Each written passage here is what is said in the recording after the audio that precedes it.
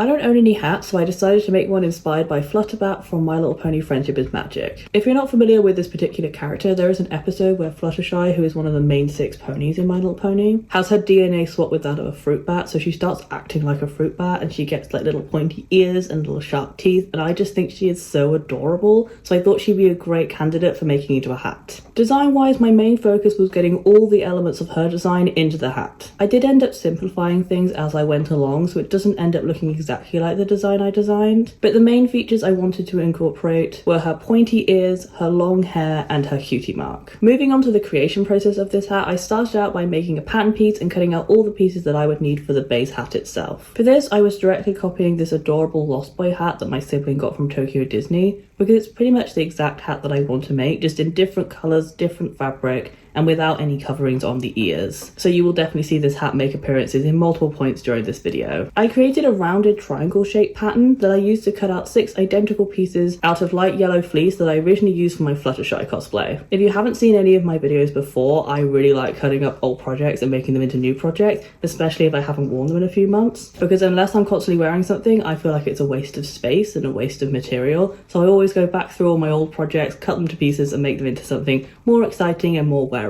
With my pieces all cut out, I then sewed them into a very basic bowl shape. Like with any sewing project where I'm not overly experienced in making the item previously, there were a lot of bumps in the road where things didn't seem to be panning out as they should. This was the first example of this. I made the hat and it just looked like a piece of fabric on my head. When I was new at sewing or art in general, this was frequently the sort of thing that would make me give up on a project because I couldn't see an easy rectification of my errors. But I have since learned that a lot of art, if not all art, has an ugly phase where you just have to keep pushing through it in order to get to the end result that you actually want. With this project, it does end up looking like a hat in the end, but I really needed to spend a little bit more time in the patterning phase in order to create a shape that was actually the correct shape, so that I didn't have extra seams inside the hat. But now that I had a very rough base to work off of, I can make the ears. Like with the base hat, I used my sibling's hat as a direct reference again, so I just traced around the ears. And I'm so glad I did, because I would have made these ears very differently if I hadn't. When I've made pony ears in the past, I've always cut the bottom edge into a curve to go around my head, rather than incorporating the curve into the pattern piece itself, and this has never resulted in a great execution because it warps the structure of the ear, meaning that unless they are really small, they're not going to stand on their own. But through tracing a professionally made ear, I realised that they created the curve through the use of darts. These little triangles make it so the ear curves around the head and curves in on itself slightly to get that more realistic look. And I will definitely be making ears like this from this point forward. Using these pattern pieces, I then traced them onto 2 pieces of fleece good size facing each other and simply sewed around those lines. This particular fabric was really nice to sew, but because of its thickness and its texture, it's not the best for holding the shape of more intricate, sharp details like the pointy tips down the sides of her ears. With this element, I don't mind too much, as I do think ears look better when they're softer, but it did make me decide that I wasn't going to be sewing any bats for this project. In my original design, I was planning to sew 2 fruit bats from her cutie mark to go on the ends of the tails, but bats only really look like bats if they are really sharp, otherwise they tend to look more like birds. So I knew now that sewing them wasn't going to work. I did thankfully find a way to include them in the final project, but at this point I really wasn't sure if they were going to be included, which made me a little sad because I really wanted this to look like the character, and I felt that if the bats weren't there, no one would have any idea who she was. To attach the ears to the hat itself and rectify a little bit of my fit issues, I cut down the sides of the hat and then sewed the ears onto the inside seam of this. I'm not the best at hand sewing, so I knew that this would be the best method for getting the ears onto the hat in a way that created a very strong, stable hold. Last time I made ears, they were really heavy, so they just didn't stay in place. So I was really hoping that sewing them directly into the seam like this would give them a good base of stability that I could build off of if needed. And I definitely needed to adjust them slightly, just like with the fit of the hat, but it didn't take too much time or experimentation because I knew I had a nice stable base to go from. You have probably noticed by what I've done so far on the inside of the hat that it doesn't look its best. I never fix this because no one's ever going to see it, but I sort of wish I did. I really want my handmade items to start looking like something that I could have bought rather than something that I threw together. And my messy inside seams really give away the fact that I was the one who made it, because no one would sell a hat with this many seams on the inside. With this hat, I could have lined it with identical shaped lining fabric in something not as thick. With fluffy things like this, they tend to be lined with something made of a silk type fabric. And this would look really nice, and I might be able to do it in the future because I could just hand sew it onto the edge of the hat, but I didn't do it for this project. I'm a little bit sad that I didn't. Moving now onto the fit and the ear issues. I fixed the fit of the hat by sewing the edge of the hat into a slightly different angle that hugged my head a little bit more. And then for the ears, I took a bit of time pinning them forward in different points to see what made them stand up best before sewing them into place. Because the hat is worn slightly tilted backwards, the ears need to be tilted slightly forward in order to stay upright. I also decided to sew the tips of the ears in order to make them more pointy and to stop them flapping open. I think this also made her look a little bit more like the source material because they are a little bit sharper. For the rim around the edge of the hat, I started by cutting pink fleece into 2 rectangles, twice the height that I wanted the rim to end up. Once I had these pieces cut out, I could match them to the circumference of the hat and sewed them into a tube that could be flipped in on itself to hide the seams and sewn on the inside of the hat. I for some reason thought that this would be the more annoying part of the project because I'm never very good at getting things to the right size to perfectly fit together, but this actually went really well. I think this was definitely helped by the fact that the fabrics are the same type and they are also both very thick, so any slight bunching isn't noticeable. When you sew together different types of fabrics, it makes things more complicated because they have different stretch, thickness, weaves, etc., all of which can need very different sewing techniques to actually sew. So I'm very glad that I had fleece in both the colours I needed because I previously made that Fluttershy cosplay. With the rim sewed into place, I then flipped it up and then hand sewed it all the way along the top edge. I chose to hand sew this section for 2 reasons. Firstly, I didn't want to have a line of stitches around this section because it wouldn't go with the aesthetics of the rest of the piece, and it would also stop the hat being as elasticated as it is, which would make it harder to take off and on. And secondly, I have really been wanting to get better at hand sewing, so this felt like the perfect opportunity to do that, and I do think they came out really nice in this instance.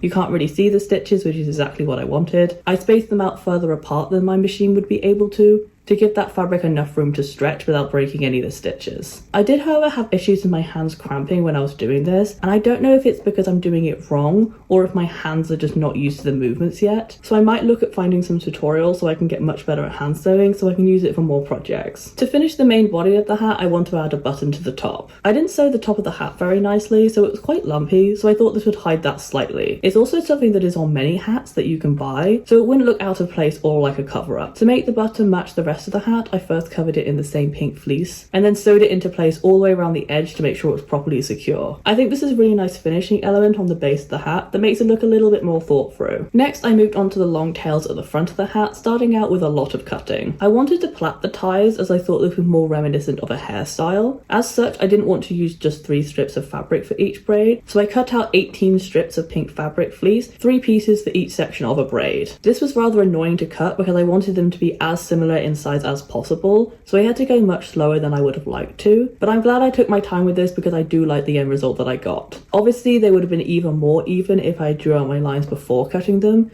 but that felt like something that would take forever, and I also only have a white fabric marker which doesn't really show up on this light of a fabric. I really need to get a black one at some point, but those sort of markers are really expensive and they are just not worth the investment when I already have one. With the strips all cut out, I then sewed them onto a base that would also act as ear coverings on the hat itself. To get the strips nice and secure, I sewed them directly into the seam of the base. To do this, I lined them up on the good side of one half of the base and then sandwiched them with the other side of the base good sides down. This means that the strings will end up on the outside of the base once it's flipped the right side out. Admittedly, I actually did this wrong the first time I did it and had to cut everything up and start again. I am still very much learning to sew, even if I'm getting closer to where I want my skills to be. Not that I think I'll ever truly get out of the learning phase of this hobby. There are just so many different techniques that you can learn with sewing that you can truly be learning forever. Next, I braided my hair-esque pieces and cut them to the length that I wanted them to be. To hold the braid in place, I used the needle of my sewing machine, and I would definitely recommend doing the same if you ever want to add a plaited piece onto a sewing project. It's just a very heavy and stable machine that holds everything in place so well. The braiding took me a little bit of getting used to. I don't think I've done a plait since I was a teenager, so that would have been at least 8 years ago. But the good thing about a plait is that you can just undo them and try again and again and again until you get the look that you're going for. Obviously, I wanted them to be extra long to mimic Fluttershy's hair, but I didn't want to keep them as long as the pieces I originally cut. So once they looked the way I wanted to and I tied them off nice and securely, I cut them both to an identical length. Then I just simply sewed these braids onto the hat. With these, I worked out exactly where I wanted them to be by pinning them into place with the hat on my head so that I could be sure that my ears were nicely covered. I just get very cold ears, so I knew that if I wanted to wear a hat, I would definitely need to cover my ears at the same time. I will say I didn't think this project would involve so much hand sewing when I started wanted it, but I am glad it did because I really do feel like I am getting better at hand sewing just from doing this very short, very small little project. Finally, I wanted to add her cutie mark onto the front of the hat using paint. Like I said earlier, I had to move away from my original plan of sewing the bats when I made those ears because I realized the thickness of the fabric meant I couldn't achieve nice sharp points. So I decided that painting some bats with my smallest and sharpest paintbrush would be a much better option. I really tried to match the paint color to the pink I was already using, and I almost got it. It's definitely too dark, but I think it looked close enough to pass as the same colour from a distance. I mainly stopped trying to colour match because I was starting to create far too much paint, and I didn't have any other pink painting plans lined up to use it all up. I do still have the paint. I put it into a little Tupperware container so it will last for a few days, so hopefully I'll be able to think of something that I could use for this paint before it goes dry. For the bats themselves, I went directly off a reference from the show,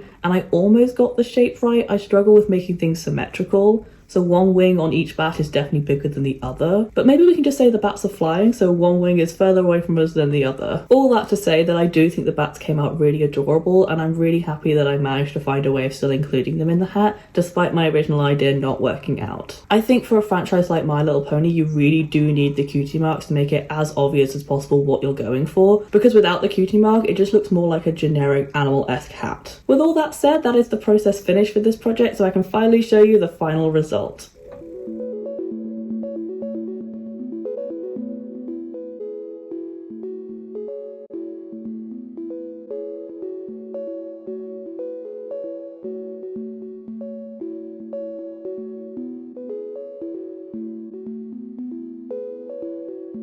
I'm really happy with how this turned out. I feel like it's very practical but also really cute at the same time, and it's definitely going to be in my main wardrobe for all of winter. My favourite part is definitely the cutie marks. They just stand out so nicely from a distance, and they really add something to this hat to make it look less generic. The ears as well I think are very adorable. They don't really stand up very well when I'm not wearing the hat. They kind of just flop at a weird angle, but when I'm wearing the hat I really feel like they have a really nice upwards angle to them that I'm really surprised they actually managed to work out, because when I originally sewed them on they were really not looking right. They were very flat and very floppy, so I'm really glad I pinned them forward slightly because it really did make a big difference. It shows that sometimes the smallest things with sewing really change the overall design. The tails as well I think came out really cute. They are a little bit impractical obviously. I'm just imagining these getting caught in my coat zippers quite a lot, but I do think they're very cute and very reminiscent of the character, so I'm very glad I included them. But yeah, I feel like that's all my thoughts for this video. If you did enjoy it, please give it a like down below, comment what else you'd like me to do, and subscribe as I post a new sewing video every single week, and I'd love to see you again. But until then,